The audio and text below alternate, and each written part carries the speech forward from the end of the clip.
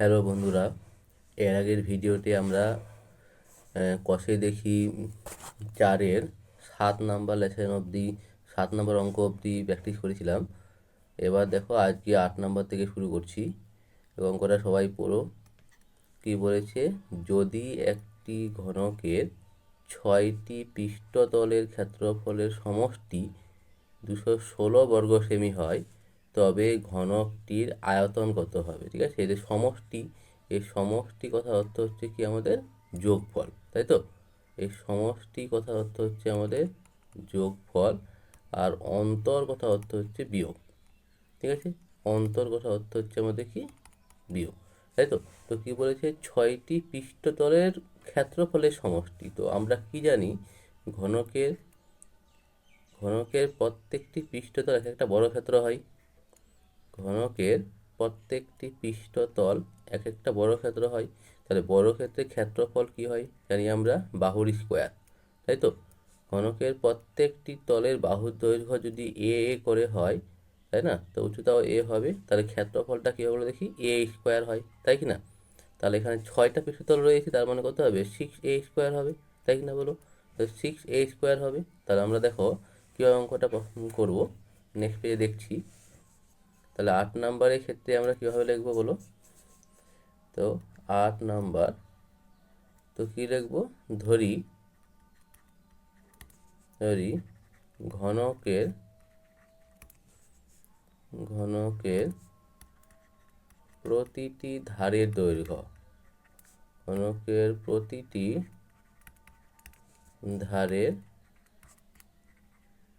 ধারের দৈর্ঘ্য আমি ধরলাম এ সেমি।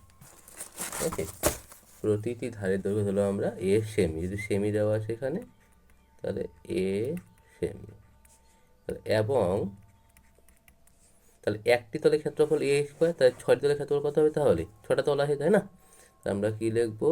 6টি পৃষ্ঠতলের ক্ষেত্রফল, 6টি পৃষ্ঠতলের ক্ষেত্রফল, তাই তো? তাহলে 6টি পৃষ্ঠতলের ক্ষেত্রফল কত হবে বলো দেখি? তাহলে 6a স্কোয়ার, তাই কি না বলো? তো 6a স্কোয়ার বর্গ সেমি। তাহলে একটা তলের ক্ষেত্রফল যদি এ স্কোয়ার হয়, তো ঘনকে 6টি তল থাকে, তাহলে 6a স্কোয়ার কত হবে? বর্গ সেমি। তাহলে যেহেতু দেওয়া আছে যে 6টি তলের ক্ষেত্রফল দেওয়া আছে 216 বর্গ সেমি, তো দেওয়া থাকলে আমরা কি লিখি? শর্তানুসারে লিখে নিই, তাই না? তাহলে আমরা কি লিখবো? শর্তানুসারে হলো, তাহলে 6a স্কোয়ার সমান সমান 216, তাই তো? তাহলে এখান থেকে এ স্কোয়ারের মান কত হবে তাহলে? 216, এখানে গুণ আছে কী হবে? বাই, ভাগ হয়ে যাবে বাই 6, তাই না? তাহলে কাটো। তো এখান থেকে কত হয়? 6 3 18, 19 20 21, 3 36, তাহলে 6 6 36, তাই তো? তাহলে এখান থেকে আমরা এ স্কোয়ারের মান কত পেলাম? 36, তাই তো? তাই এখান থেকে এ এর মান কত পাবো? √36, তাই তো?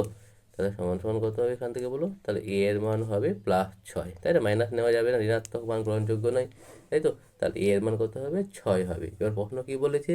তবে ঘনকটির আয়তন কত হবে? তাহলে আমরা কি বলতে পারি বলো? তাহলে অতএব দিয়ে ঘনকের আয়তনের ফর্মুলা কি? তাহলে ঘনকটির আয়তন, তাহলে আসলে ফর্মুলা আমরা জানি বাহুর কিউব হয়, তাই তো? তাহলে ঘনকটির আয়তন, তাহলে আয়তন আমরা কি জানি? এ কিউব। তাহলে এ কিউব ঘন সেমি, তাহলে আয়তন ঘন হয়, তাই তো? তাহলে এখান থেকে আমরা কি বলতে পারবো? তাহলে এ কিউব মানে কত? 6 কিউব, তাই 6 কিউব ঘন সেমি, তাই তো?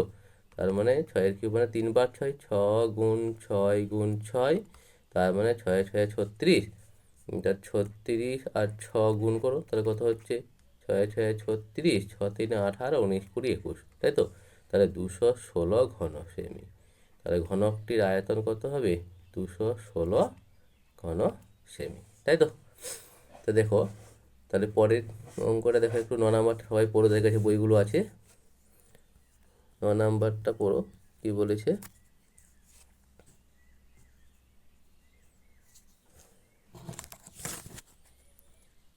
9 নাম্বারটা আমরা নিচ্ছি।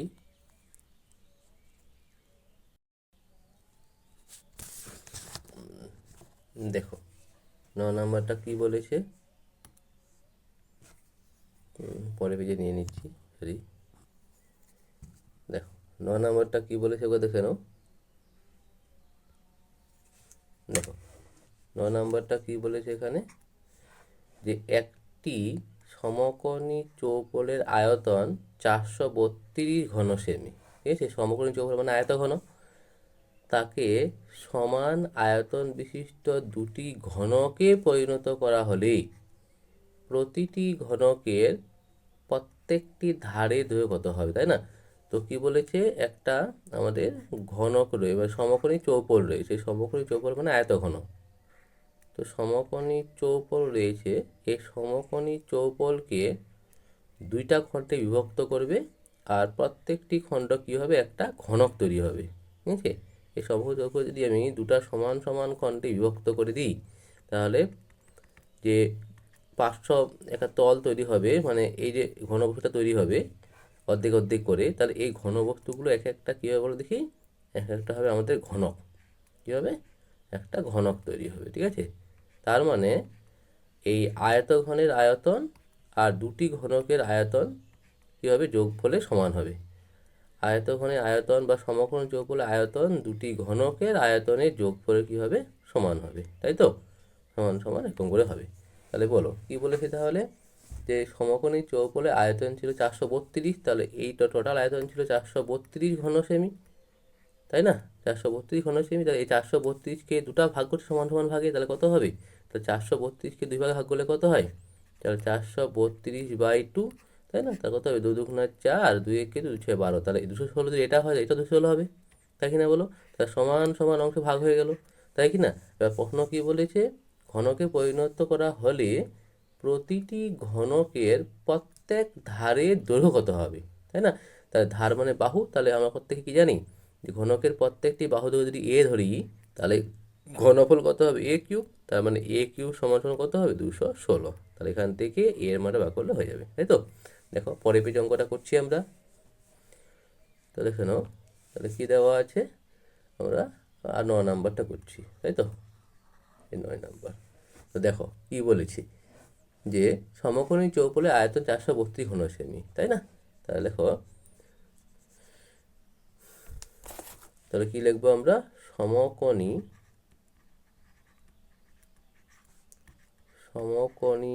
চৌকোণকে সমান সমান দুটি ঘনকে পরিণত করা হলে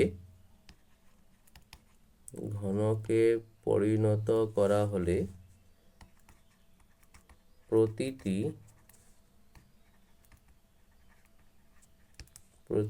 ঘনকের, তাহলে প্রতিটি ঘনকের আয়তন কত হবে তাহলে বলো, তাহলে প্রতিটি ঘনকের আয়তন সমান সমান কত হবে, তাহলে 432কে 2 দিয়ে ভাগ করবো, দুটা ঘনকে পরিণত করছে, তাই না? তাহলে 2 দিয়ে কাটো কত হয়, 2 2 4, 2 1 2, 2 6 12, তাই তো? তাহলে 216 ঘন সেমি, 216 ঘন সেমি, তাই না? তাহলে আমরা কী পেলাম, একটা আয়তঘন থেকে ঘনক পেয়ে গেলাম, তাই তো? তাহলে আয়তঘন থেকে দুটি সমান ঘনক পেয়ে গেলাম, তাই না? তাহলে ঘনকের আমরা কি জানি, প্রত্যেকটি ধারে দৈর্ঘ্য কী হয়, সমান হয়, তাই তো? তাহলে আমরা কী লিখবো, দেখো ধরি ঘনকের প্রতিটি ধারের দৈর্ঘ্য, ঘনকের প্রতিটি ধারের দৈর্ঘ্য আমি কী ধরলাম, এ সেমি, তাই তো? প্রতিটি ধারের দৈর্ঘ্য এ সেমি, তাহলে এবং ঘনকের কী লিখবো, আয়তন, তাই তো? তো সমান আয়তন হয়ে গেছে, তাহলে আমরা ঘনকের আয়তন, তাহলে ঘনকের আয়তনের ফর্মুলা কী হবে, এ কিউব, তাই তো? তাহলে এ কিউব ঘন সেমি, তাহলে ঘনকের আয়তন কত হবে, এ কিউব ঘন সেমি, তাই না? তাহলে এখন শর্তানুসারে লিখবো আমরা, কারণ দেওয়া আছে যে প্রতিটি ঘনকের আয়তন 216 ঘন সেমি, বার করলাম আমরা একটু আগে। তাহলে শর্তানুসারে কী লিখবো হলো, তাহলে এ কিউব সমান সমান 216, তাই না? তাহলে এখান থেকে এ এর মান কত হবে? ঘনমূল হয়ে যাবে, তাই না? এদিকে আসলে তাহলে 216 হবে, তাই তো? তাহলে 216কে আমরা উৎপাদকে ভেঙে দিই লসাগু করে, কত হবে তাহলে বলো? 2 একে 2, 16, তাহলে শূন্য নিয়ে আমরা ভাঙবো, 2 আটে 16, তাই তো?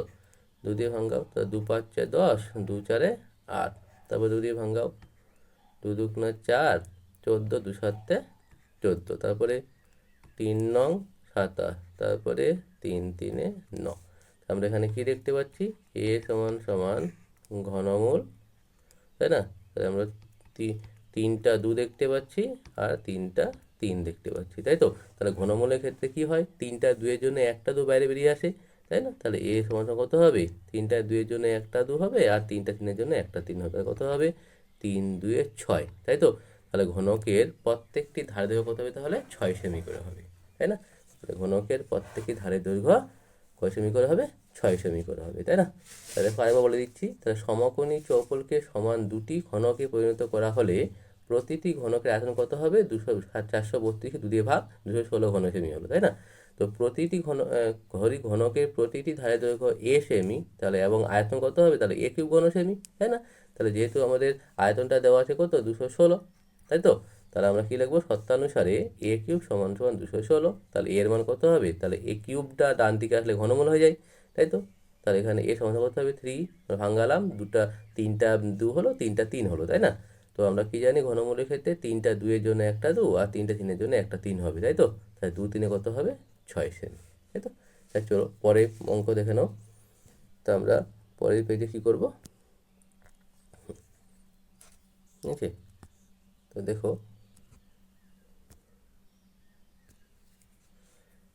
হ্যাঁ, এবার 10 নম্বর অঙ্কটা ভালো করে দেখো কি বলেছে। 10 নম্বর অঙ্কটা করো। তো 10 নম্বরটা কি বলেছে? একটি ঘনকের প্রতিটি বাহুকে 50% কমানো হলো, ঠিক আছে? একটি ঘনকের প্রতিটি বাহুকে 50% কমানো হলো, তাহলে মূল ঘনক ও পরিবর্তিত ঘনকের ঘনফলের অনুপাত হিসাব করে লেখো, ঠিক আছে? তো ঘনকের প্রতিটি বাহুকে 50% কমানো হলে তাহলে আমরা কি জানি বলে দেখি, যে প্রথমে আমরা জানি মূল ঘনক, তাহলে মূল ঘনকে যদি বাহু যদি এ হয় তাহলে আমরা ঘনমূল কত হবে তাহলে? এ কিউব, ঘনমূল মানে আয়তন, তাহলে এ কিউব ঘন সেমি। এবার কি বলেছে? যে 50% বাহুটাকে কমিয়ে দিয়েছে, তাহলে বলো দেখি বাহুটা ছিল এ, এর 50% কমে গেছে, তাহলে পার্সেন্টে যদি আমরা ধরে নিই 100%, তাহলে 100% থেকে 50% কমে গেলে কত? 50 হয়, তাই না? তাহলে 50%, তাহলে 50/2, 50 বাই কত হবে? 100, তাই না? তাহলে 50 একে 50, 50 2 100, তাই না? তা কত হয় তাহলে বলে দেখি? a/2, তাহলে a/2 যদি এখন বর্তমান বাহুর দৈর্ঘ্য হয় বা ধার হয়, তাহলে আমাদের আয়তন কি হবে? তাহলে a কিউব বাই 8 হবে, তাই না? তাহলে মানে এই যে মূল ঘনক আর পরিবর্তিত ঘনকের আমরা কী বার করবো? আয়তনের অনুপাতটা বার করবো, তাই না? তো আমি ধরে নিই, দেখো চলো 10 নাম্বারটা করি। তাহলে বলো, তাহলে কী লিখবো আমরা? ধরি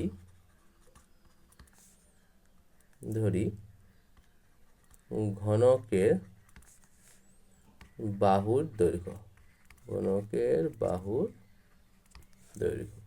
আমি কি ধরলাম? এ একক।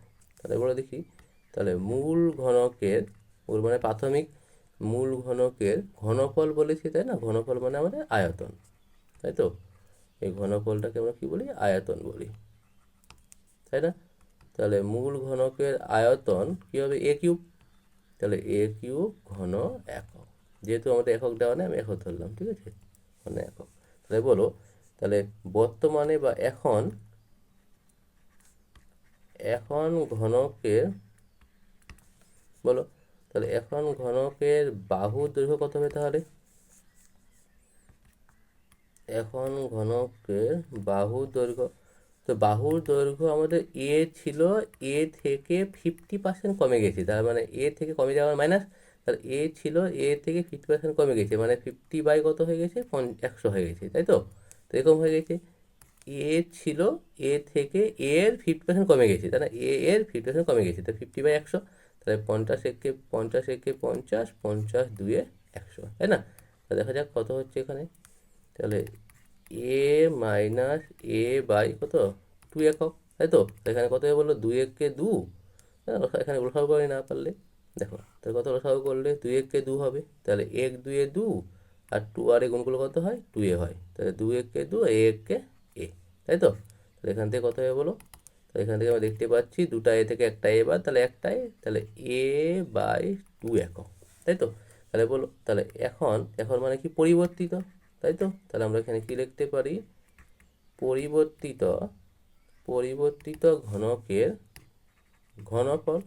তাহলে ঘনফল মানে কি আমরা জানি আয়তন, তাই তো? তাহলে ঘনফল কত হবে? এ বাই 2, বাহুর কিউব, তাহলে এ বাই 2 এর কিউব, এ বাই 2 এর কিউব, তাই না? তাহলে এ এর কিউব তো এ কিউব হবে, আর 2 এর কিউব কত হয়? 2 এর কিউব হবে 8, তাই না? তাহলে এ কিউব বাই 8 এত ঘন একক, তাই না? তো এবার কি বলেছে দেখে নাও লাস্ট লাইনটা। এবার বলেছে যে মূল ঘনক এবং পরিবর্তিত ঘনকের ঘনফলের অনুপাত, তাই না? তাহলে অনুপাতটা বার করবে এখন আমরা, তাই তো? তাহলে অতএব দিয়ে কি লিখবো? অতএব মূল ঘনক ও পরিবর্তিত ঘনক, মূল ঘনক ও পরিবর্তিত ঘনকের, মূল ঘনক ও পরিবর্তিত ঘনকের আমাদের ঘনফলের অনুপাত, তাই তো? ঘনফলের অনুপাত। তাহলে মূল ঘনক ও পরিবর্তিত ঘনকের অনুপাত কত হবে তাহলে? তাহলে মূল ঘনকটা কত ছিল? এ, তাহলে এ কিউব, অনুপাত কত ছিল বলো? এ কিউব বাই 8, তাই কি না? তো এখানে কিছু নাই মানে 1 আছে, তাহলে বলো, তাহলে এ কিউব করে দাও, তাহলে এ কিউব এককে এ কিউব, এ কিউব এককে এ কিউব, তাই না? তাহলে 1/1 হলো, আর 1/8 হলো, তাই না? আমরা ছোটোবেলায় করতাম যে 1 আর 8 লসাগু করলে কত হবে? 1 আর 8 লসাগু করলে কত হয়? 8ই হয়, তাই না? তাহলে আমরা প্রত্যেকটি অনুপাতকে 8 দিয়ে গুণ করে দেবো, 1/1 অনুপাত 8 ইন্টু 8, 1/8 ইন্টু 8, তাই তো? তাহলে গুণ করলে কত হবে? 8 একে 8 হবে, তাই তো? তাহলে 8 8 কেটে গেল, তাহলে কত? 8 একে 8, তাহলে 1 একে 1, তাহলে 1:8, 1:8, ঠিক আছে? তো এটাই হবে আমাদের অঙ্ক। তাহলে পরের পেজে দেখো কি বলেছে, 11 নম্বর অঙ্কটা দেখো সবাই, তাই তো? 11 নম্বর অঙ্কটা সবাই দেখো কি বলেছে।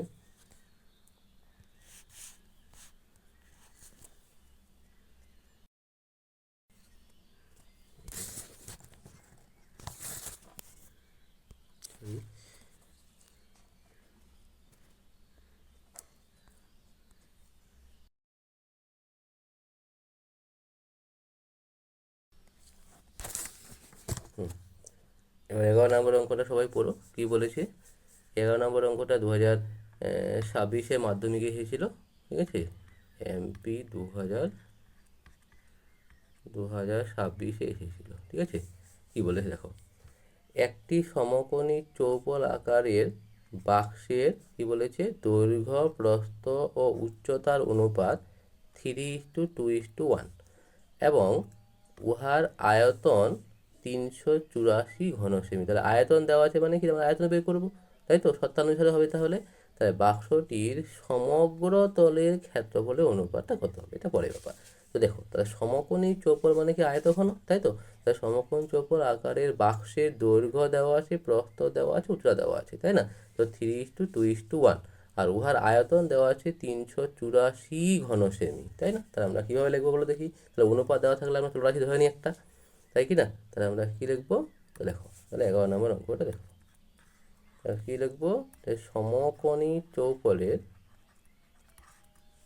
তাহলে ধরি লিখলাম, ধরি সমকোণী চৌপলের দৈর্ঘ্য, কী লিখবো? অনুপাত দেওয়া হয় যেহেতু, তাই না? তাহলে দৈর্ঘ্য কমা প্রস্থ ও উচ্চতা, তাই তো? দৈর্ঘ্য প্রস্থ ও উচ্চতা যথাক্রমে কত দেওয়া আছে বলো? 3:2:1, তার মানে আমরা কী ধরলাম? 3x, 2x ও 1x, তাই না? 1 না লিখলে হবে 1x, কত আছে? আমরা যদি সেমি বলেছি তাহলে সেমি লিখবো, ঠিক আছে? তাহলে 1x সেমি, তাই না? এখানে সেমি লিখবো আমরা, ঠিক আছে? তো 3x সেমি, 2x সেমি ও 1x সেমি, ঠিক আছে। তাহলে বলো, তো এখানে আয়তন দেওয়া আছে, তাহলে সেগুলো দেখি সমকোণী চৌকোণের, তাহলে আয়তন কত হবে তাহলে? তাহলে আয়তনের ফর্মুলা আমরা কি জানি? দৈর্ঘ্য ইন্টু প্রস্থ ইন্টু উচ্চতা, তাই তো। তাহলে আয়তন কত হবে? তাহলে গুণ হবে 3x into 2x into 1x, তাহলে এত ঘন কি হলো সেমি, তাই না। তাহলে গুণ করলে কত হবে? 3 2 6, তাহলে 6 1 6 আর এস কিউব, তাই তো। 6 কিউব ঘন সেমি, তাই না। আর আয়তন দেওয়া আছে, তাহলে আয়তন দেওয়া থাকলে আমাদের কী লিখবো? আমরা শর্তানুসারে লিখবো, তাই তো। তাহলে 6 সমান সমান কত হবে তাহলে বলে দেখি? 384 হবে, তাই না। তাহলে এখান থেকে এস কিউবের মান আমরা কত পাই? তাহলে 384, আর 6 হয়ে যাবে আমাদের নিচে ভাগ, তাই তো। তো 6 দিয়ে কাটো, তাহলে 6 6 36, এখানে হাতে কোথায় 2 থাকবে, 2 4 24, তাহলে কত হবে? 6 4 24, তাই না। তাহলে এখান থেকে বলো, তাহলে এস কিউব এর মান কত হলো? 24, তাই না। তাহলে এখান থেকে আমরা কত পাই? তাহলে এস কিউব এস সমান কত হবে? তাহলে ঘনমূল হয়ে যাবে, তাই না। তাহলে এখানে ঘনমূল হয়ে যাবে, তাহলে কত হবে? 64। এখান থেকে আমরা কত পাবো বলো? তাহলে 64কে ভাঙালে কত পাই, তাই না। 64কে ভাঙালে আমরা কী পাবো বলো দেখি? 64কে ভেঙে নেবে, তো 4টা 3টা 4 হবে, তাই না। তো 64কে আমরা যদি ভাঙাই তাহলে কত পাবো বলো? 64কে ভাঙাই, তাহলে 2 3 6, 2 2 4, তারপরে 2 16 32, 2 8 16, 2 4 8, 2 2 4। আমরা দেখতে পাচ্ছি 6টা 2 হচ্ছে, 1টা 2টা 3টা 4টা 5টা 6টা। তাহলে ঘনমূলের ক্ষেত্রে আমরা কি জানি? যে 3টা 2-এর জন্য 1টা 2 বাইরে বেরিয়ে আসে, আর 3টা 2-এর জন্য 1টা 2 বাইরে বেরিয়ে আসে, তাই তো। এখান থেকে আমরা এক্সের মান কত পাবো? 4 পেয়ে যাবো, তাই না। তাহলে এক্সের মান কত পেয়ে গেলাম? 4। তাহলে এখান থেকে আমরা দৈর্ঘ্য বলতে পারবো, তাই কি না। তাহলে বলো, তাহলে আমরা কী লিখতে পারি? অতএব দিয়ে যে সমকোণী চৌপলের দৈর্ঘ্য, তার দৈর্ঘ্য কত ছিল বলে দেখি? তাহলে 4x ছিল, তাই তো। 3x ছিল, তাহলে সমকোণী চৌপলের দৈর্ঘ্য 3x, তাহলে 3x মানে কি 3 ইন্টু x এর মান কত পেলাম আমরা? 4 পেলাম, তাহলে কত হবে? 3 4 12 সেমি, তাই তো। তাহলে বলো, 3 4 কত সেমি? 12 সেমি। তাহলে সমকোণী চৌপলের প্রস্থ, তাহলে প্রস্থ কত ছিল বলে দেখি? প্রস্থ ছিল 2x, তাহলে 2 ইন্টু 4, তাহলে কত হবে? 2 4 8 সেমি। তাহলে সমকোণী চৌপলের উচ্চতা, তাহলে উচ্চতা কত ছিল বলো? উচ্চতা ছিল আমাদের 1x, তাই না। তাহলে 1x মানে কি? 1 ইন্টু x, এর মান 4 পেলাম, তাহলে 4 একে 4 সেমি, তাই তো। তো এবার প্রশ্ন কি বলেছে লাস্ট লাইনে? বলছে বাক্সটির সমগ্র তলের ক্ষেত্রফলের অনুপাত কত হবে, তাই তো। তাহলে চৌপলের অতএব তাহলে সমকোণী চৌপলাকার বাক্সের, তাই তো। এখানে একটু ভাষাটা ভুল হয়েছে যদিও, তাহলে লাস্ট লাইনটা লিখে নেবে, হ্যাঁ। তাহলে আমরা সমকোণী চৌপলাকার বাক্স, তাই তো। সমকোণী চৌপল আকার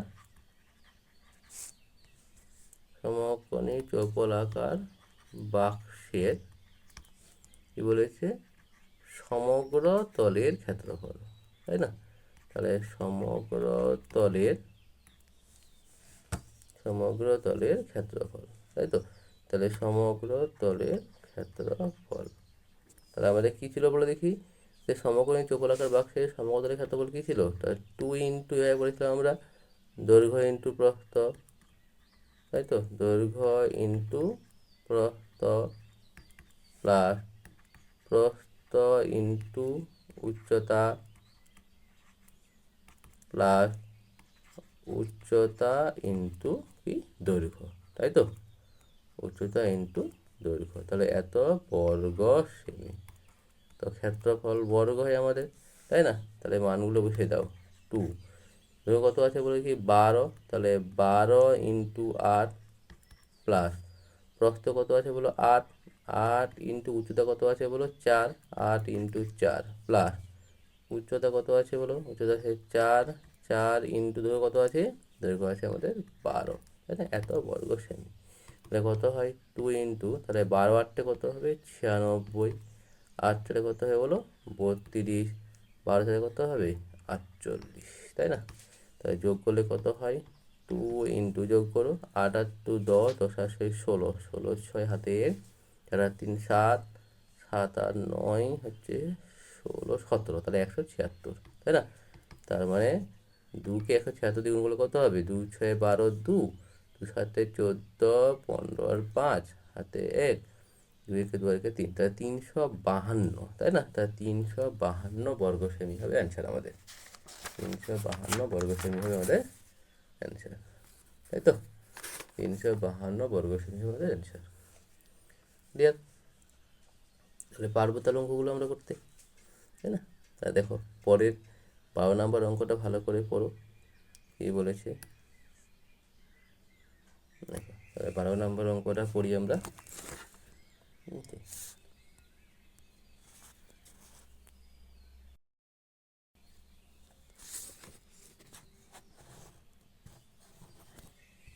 চলো তাহলে 12 নম্বর অঙ্কটা পড়ি, কী বলেছে।